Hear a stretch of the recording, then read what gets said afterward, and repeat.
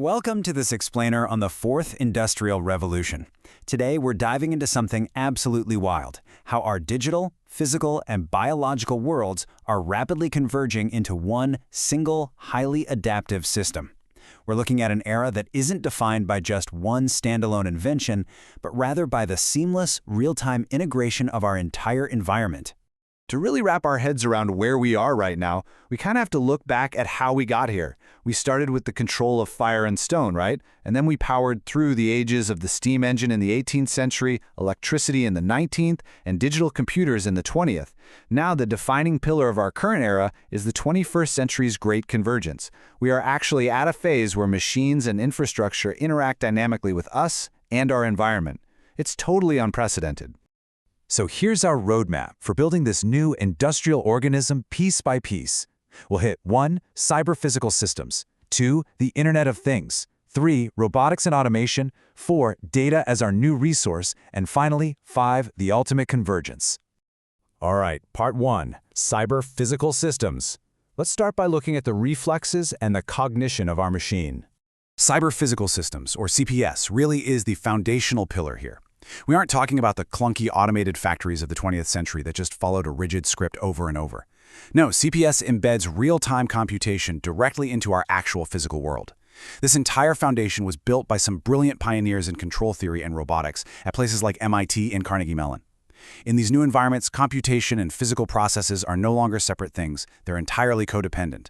The digital brain doesn't just quietly monitor the physical gears, it actively controls and learns from them in a continuous closed loop. And this is exactly how that codependence works in practice. It's a continuous, tight-coupling feedback loop. First, you've got sensors gathering environmental data, say a sudden drop in temperature or unexpected motion. Then, embedded processors analyze that data literally in real time. Finally, actuators physically adjust the system's behavior. Think about an autonomous car driving through a really complex intersection. The LiDAR detects an obstacle, the predictive algorithm calculates the safest trajectory, and the control system instantly adjusts the steering wheel. This shifts the whole paradigm from machines that simply react to static inputs to machines capable of self-optimizing on the fly. They predict and adjust before a problem even occurs. Moving on to part 2, the Internet of Things. Now we need a nervous system so all these thoughts and reflexes can actually communicate with one another. The Internet of Things, or IoT, is a massive paradigm shift. It takes your everyday objects and turns them into intelligent, networked participants in our global civilization. What sets IoT apart from older networks is the sheer scale of it, along with bidirectional feedback. Devices don't just passively ping data to a central server anymore, they interact. They make autonomous decisions based on both local and global inputs. What's kind of crazy is that the term Internet of Things was actually coined way back in 1999 by Kevin Ashton. He envisioned this world where objects could sense and communicate totally on their own, long before we all had smartphones in our pockets or lived in smart cities. And today, that vision is literally our reality. Just think about these applications for a second. In healthcare, wearable devices give us continuous observation of a patient's metrics, which vastly improves emergency response by catching anomalies long before they become critical. In urban management, sensors embedded right into water and energy networks let cities respond dynamically to changing conditions, redirecting resources instantly to where they're needed most. Made possible by low-cost microcontrollers, wireless protocols, and cloud analytics, we are progressively extending our awareness into the very fabric of the world around us. This isn't just about fun, smart gadgets, it's about making the environments you live and work in highly responsive to your immediate needs. All right, part 3, robotics and automation. It is time to give our organism a physical body. Now, this physical body didn't just magically appear overnight with modern AI. It actually dates all the way back to 1954 with something called the Unimate. Created by pioneers George Devol and Joseph Engelberger, that was the world's very first industrial robot. But man, things have completely transformed since the Unimate days.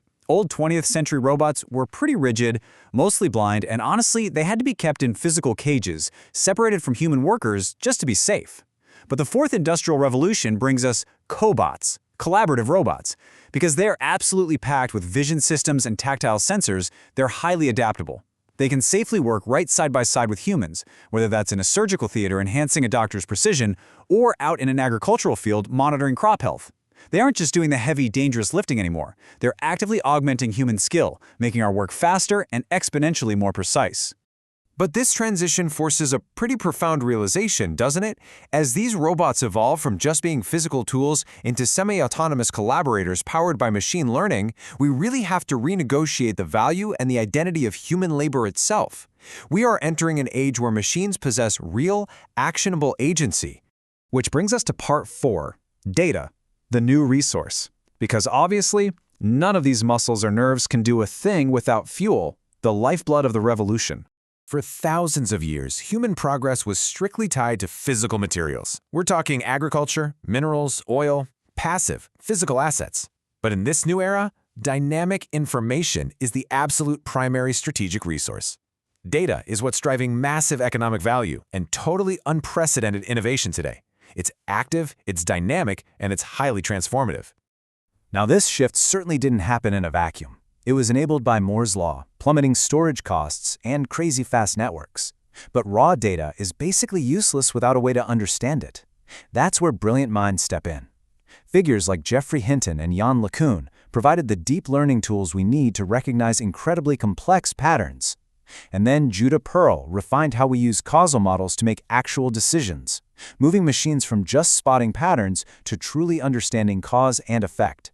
Because of their work, we can take raw, chaotic data and turn into predictive and prescriptive action. However, as powerful as it is, data is also incredibly fragile. The commodification of all this personal information raises vital and highly sensitive political challenges regarding privacy, ownership, and surveillance. Governance frameworks, like the European Union's GDPR, are actively attempting to navigate this by balancing technological innovation with the strict protection of individual rights. It's a great reminder that managing the lifeblood of this revolution is just as much a political challenge as it is a technical one. So let's bring it all home with part 5, the ultimate convergence.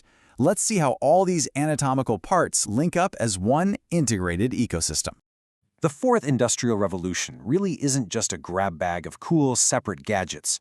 It is a completely integrated technological ecosystem. You've got the nervous system of IoT pulling in global feedback, the cognition of cyber-physical systems making sense of it locally, the physical muscle of modern robotics executing the tasks, and it's all linked together by the vital connective tissue of data. These elements constantly feed into and improve one another, functioning as one cohesive entity that is completely transforming how we live, how we work, and how we relate to the world around us. So, I'm going to leave you with this final thought to ponder. As these cyber-physical systems continue to blur the line between human and machine, and as we design the flourishing civilization of tomorrow, who really holds the power when machines can act, think, and adapt entirely for themselves? It's a massive question as we step into the future. Thanks so much for joining me for this explainer, and keep learning.